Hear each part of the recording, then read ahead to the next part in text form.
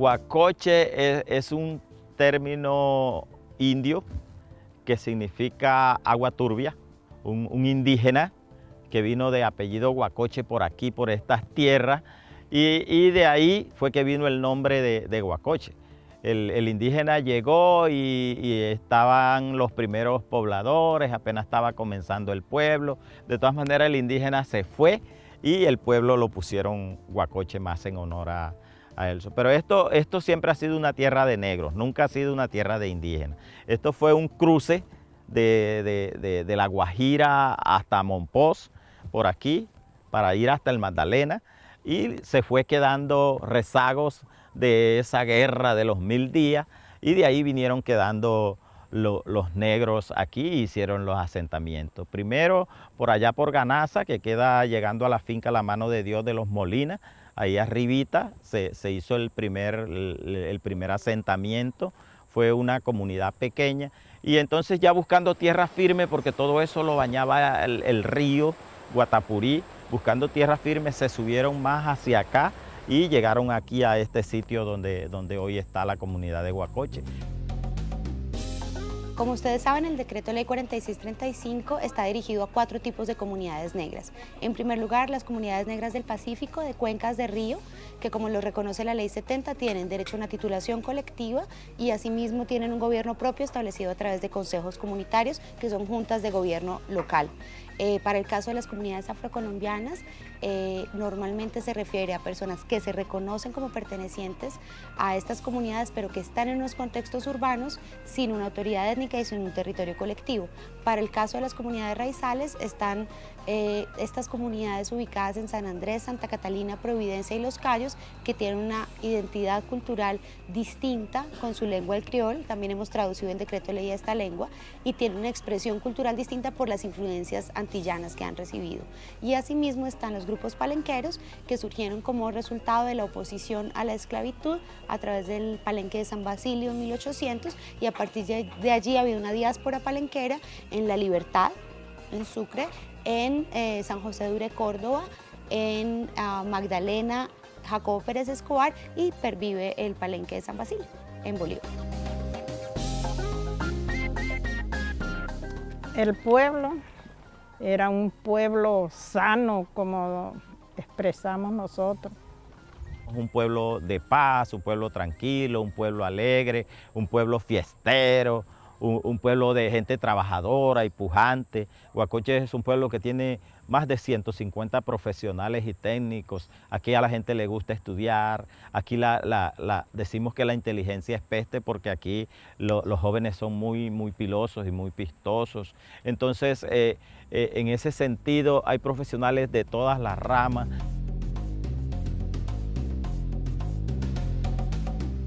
Antes la artesanía, las mujeres, eso era una especialidad en mi pueblo, de ahí vivía uno. Yo que veía a las otras amigas, me iba para allá a poner la comadre y la veía. Porque mi mamá sabía, pero yo no alcancé a hacer cuando ella estaba haciendo. Los indios no cocinan en ollas de eso, los indios hacen todos en barro. Y de los cultivos del cerdo, del chivo, del que tenía la rececita, le regalaba la botella de leche al otro, y así. Y Algemiro, cuando nos casamos, que ya nos conocimos, él trabajaba en una finca.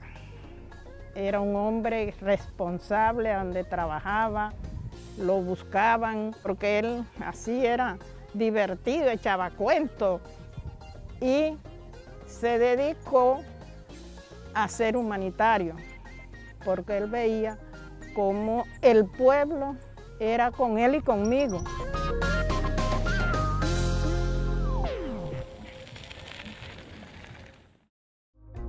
Yo no creía nunca que eso me le iba a pasar a Miro Quiroz. Me le pasó, y me pasó a mí y a mis hijos.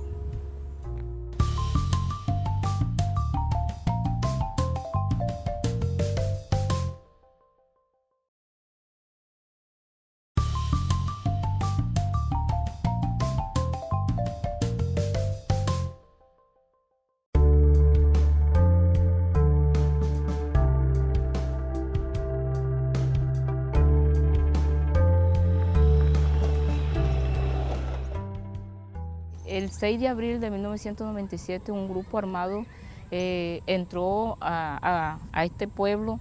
Llegaron unas 4 camionetas con unos 40 hombres fuertemente armados.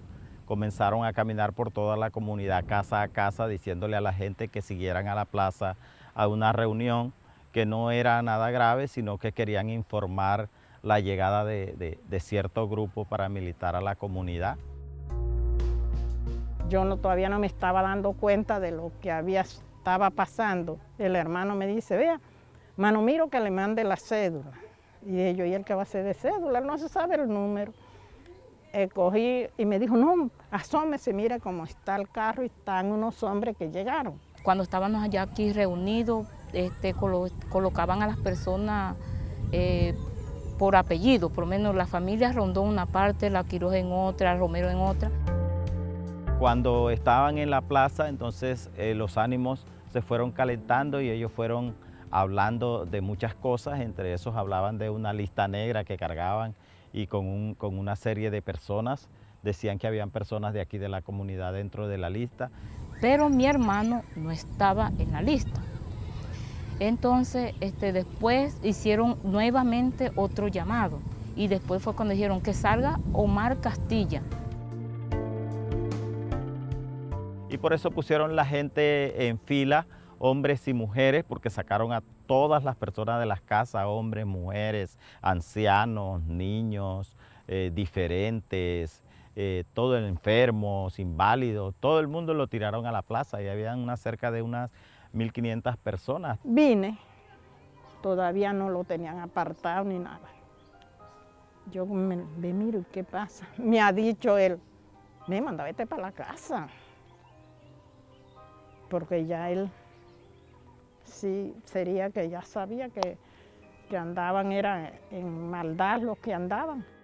A eso de las 4 de la tarde, que se calentaron más los ánimos, ya tenían al señor Miro Quiroz y a Omar Castilla en el sitio donde fueron ejecutados e inmolados. Y yo estaba ahí, que no se me olvida, porque yo intenté llegar a donde estaban con él, haciéndole, apuntándolo. Y yo iba y entonces me la pasaron a mí. Y fue tan así que yo no hice un revolcón de abrazarlo de nada, porque dice así lo pueden matar y echarme las culpas a mí. Yo entonces me retrocedí y me puse acá. Y cuando fueron las 5 de la tarde los arrodillaron, principalmente mi hermano, que fue el primero que mataron, lo arrodillaron, le dijeron que se despidiera de su familia y mi papá estaba en esta parte de acá y él se alcanzó a arrodillar, le dijo adiós papá y le dieron con un fusil un tiro aquí en la cabeza. Los mataron vilmente, cobardemente, porque la gente pues dentro de la impotencia, sin estar preparados, sin tener armas con que defenderse. El pueblo quedó de hecho humillado, de hecho destrozado, de ver que acabaron con 2 personas al frente de todo el pueblo.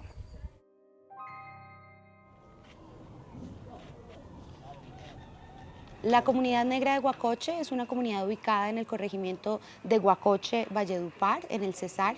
Es una comunidad que resistió 10 años el dominio paramilitar. Su comunidad fue agredida en distintas formas por grupos paramilitares, les fue negada la titulación de su territorio colectivo a pesar de ser un consejo comunitario, fueron obligados a abandonar sus prácticas productivas tales como la cría de cerdos y de chivos, se les prohibió movilizarse libremente por la zona y las mujeres tuvieron que empezar a generar ingresos a partir de salir a la ciudad de Valledupar porque las prácticas tradicionales alrededor del río les fueron prohibidas. Bueno, de hecho, quebró el tejido social en el sentido de que de ahí en adelante fuimos todo opresión, fuimos oprimidos, fuimos confinados, fuimos maltratados, fuimos ultrajados, fuimos robados, tuvimos todas las afectaciones que se puede decir de los delitos. Los atajaban si iban para el trabajo, a quien tenía la parcela pues no lo dejaban llegar a la parcela y si llegaba a la parcela ya encontraba 2, 3 paramilitares allá. tenían boleteos para el que tenía las vaquitas, para el que tenía la parcela, para el que tenía la siembra. Adicionalmente, perdieron ejercicios de socialización, de fiestas tradicionales y de compartir colectivo, porque los grupos armados establecían horarios y establecían restricciones a la movilidad dentro del territorio. Ya uno aquí le daba nervios ver a una persona caminando en la calle porque las llamaban y raspaban y se reían y hacían. Y eso era una sola persecución con las mujeres, las querían rapar, les controlaban el modo de vestir, a los pelados no los dejaban andar descalzos, algunos pelados iban como no muy bien vestidos a la escuela, entonces los devolvían, que tenían que llevar uniforme. Cuando eso habían como 3 carros, los cogían, llévenme allá, tráiganme acá, y eso es un desorden de maldad con el pueblo. Se metían en todo, controlaban los maestros, controlaban los estudiantes, controlaban los aspectos culturales, y así ellos querían y controlaban todo. Mientras ellos estuvieron por aquí, por la comunidad, fuimos unas personas dominadas por ellos. El liderazgo se acabó. ¿Por qué se acabó el liderazgo? Porque ellos, si veían una reunión, entonces ellos se metían a la reunión y ellos querían hacerse partícipe de la reunión y había que hacer lo que ellos decían.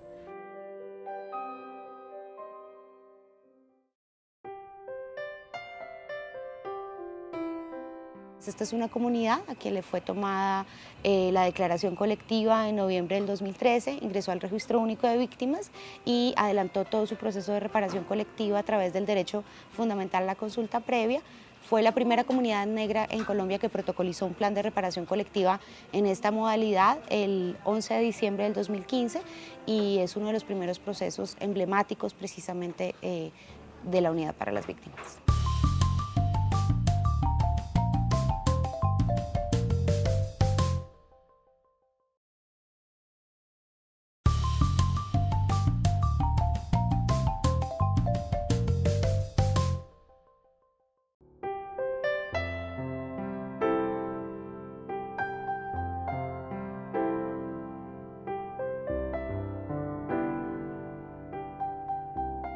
A nosotros veníamos en un trabajo con el PNUD desde el 2010 y Gabriel Turriago, que era el coordinador del PNUD en el Cesar, en una reunión que tenía con el Consejo Comunitario, yo era representante legal, él nos comenta que se estaba cocinando, gestando una ley para reparar a las víctimas.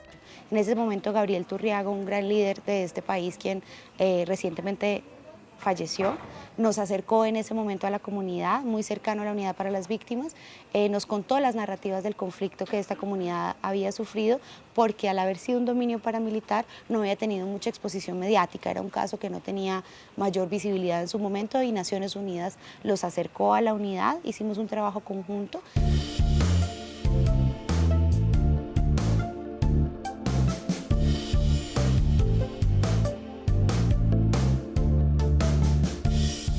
El 22 de marzo del 2012 hicimos la solicitud a INCODER de la titulación colectiva.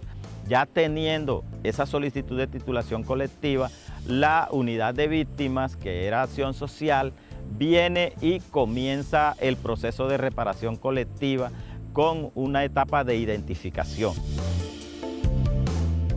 Iniciamos en el año 2012, fueron los primeros encuentros, hicimos muchas reuniones explicándoles el proceso, aprendiendo de manera conjunta, porque este es un proceso inédito, es un proceso nuevo. El 7 de abril del 2013 vienen la unidad de víctimas ya con profesionales, hacen una socialización y hacen un acercamiento con la comunidad, con el Consejo Comunitario y con algunos líderes y asociaciones que tiene la comunidad, y se firma entonces un acta de voluntariedad para continuar con ese proceso. Comenzó una fase de alistamiento, que decían ellos, y en ese alistamiento entonces vienen y nos hacen una socialización de lo que es el decreto 4635 del 2011, en esa socialización del decreto nos cuentan las bondades que tiene el decreto para la reparación colectiva de la comunidad e incitan a la comunidad en que se sigan registrando en el registro único de víctimas para que todos pudieran ser beneficiarios de ese proceso. Luego vino la fase de caracterización del daño. Ellos nos ponen a trabajar, a hacer dibujos, imágenes, y ahí nosotros como que vamos reparando, vamos olvidando y tratando de vivir una nueva vida. Esto es como lo que ayuda a consolidar el proceso, porque traza como el camino para saber a dónde tenemos que llegar y en qué condiciones debemos llegar. Se conmemora en el colegio ya en grande la aprobación o el reconocimiento de Guacoche como sujeto de reparación colectiva. Ahí se hizo una conmemoración al señor Miro por haber sido un líder innato de esta comunidad y se hizo una misa con la familia y con la comunidad y se abre todo el proceso ese de reparación colectiva. Uno de los procesos más importantes dentro de la ley de víctimas ha sido la reparación colectiva, porque va dirigida a comunidades, organizaciones, grupos que sufrieron afectaciones no solo a nivel individual, sino que a veces el asesinato de un líder, etcétera, dio lugar a la ruptura de todo un tejido social, de una organización, de un proyecto político, social, comunitario. En un sujeto de reparación colectiva étnico se tienen en cuenta 3 variables. La primera, la preexistencia de ese sujeto, y fundamentalmente en grupos étnicos, pues todos son preexistentes al conflicto armado, tanto en pueblos indígenas como comunidades negras y el pueblo gitano. En segundo lugar, se tiene en cuenta que hayan sufrido tanto hechos victimizantes individuales de quienes conformaban la comunidad, en este caso el homicidio de Argemiro Quirós es fundamental para determinar que allí se presentó un homicidio en particular, pero adicionalmente, dado que hay personas que ejercen un rol de cohesión social, como un médico tradicional, como una partera, como un docente o una autoridad étnica, cuando se presenta la agresión contra esa persona, se genera un daño colectivo.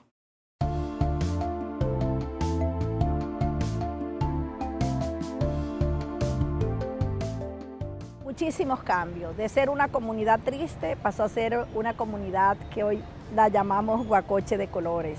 Rompieron con todo ese dolor y han venido construyendo y reconstruyendo no solamente su tejido social, sino organizando un nuevo proyecto de vida desde el punto de vista comunitario y desde el punto de vista personal.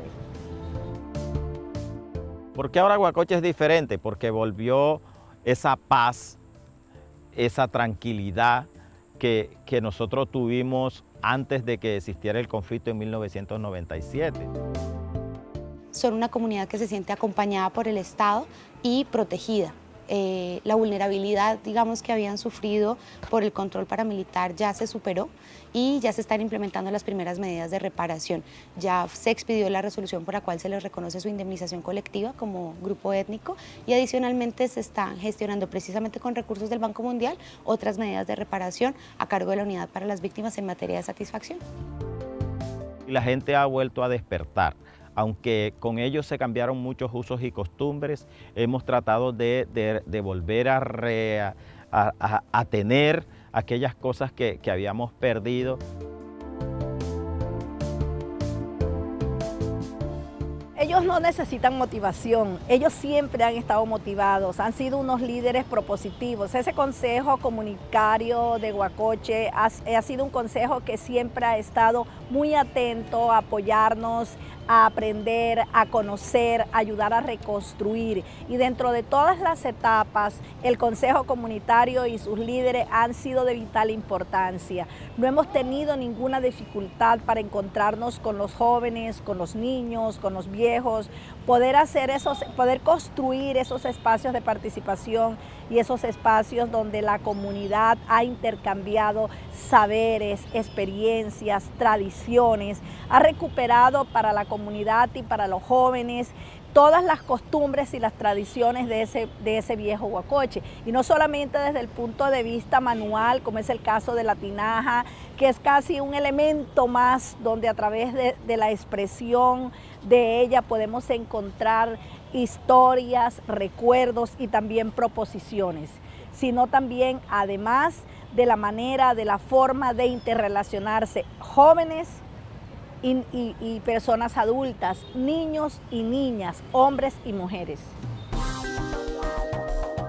Y hay una cosa muy importante, que es el agradecimiento de esta comunidad con el gobierno del presidente Santos, que definitivamente se decidió a que Colombia consiguiera la paz, y no lo ha hecho solamente a través de las negociaciones de La Habana, sino que a través de la unidad para atención a víctimas, como la institución encargada de aplicar la justicia transicional ha dedicado su interés, y con Paula Gaviria, que es una mujer excepcional, hemos logrado sentir que la mano del Estado llegó a ayudarnos a reconstruir el territorio. El día 13 de enero de este año, el presidente del Banco Mundial y la doctora Paula Gaviria asistieron a Huacoche para conocer de primera mano los testimonios de estas comunidades negras afectadas por el conflicto armado, y asimismo se comprometieron a impulsar las medidas de reparación que quedaron establecidas en el Plan Integral de Reparación Colectiva. La comunidad en sí dice que sí, y nosotros como líderes y como personas de aquí también decimos que perdonamos y que ya hemos perdonado.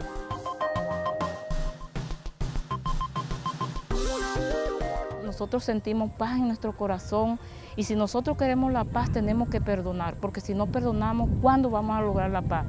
Lo que no queremos es que se vuelva a repetir, porque perdonar es no recordar pero sin doler, sin sentir dolor. Entonces nosotros no queremos volver a vivir esa situación en la que vivimos. Sí, es importante, uno tiene que perdonar.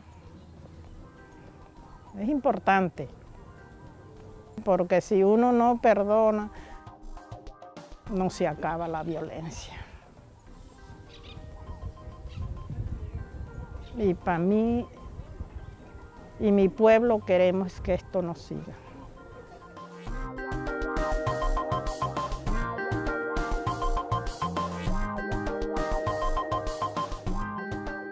Te llega a hacer pensar a ti que la reparación colectiva es el ADN de la paz, y que en la medida en que nosotros avancemos en este trabajo dentro de las comunidades que tenemos priorizadas en la unidad, vamos a lograr tener muchos más colombianos confiados en lo que está haciendo el gobierno por lograr la paz, porque lo están viviendo en su entorno, con su familia, en su casa, con sus comunidades.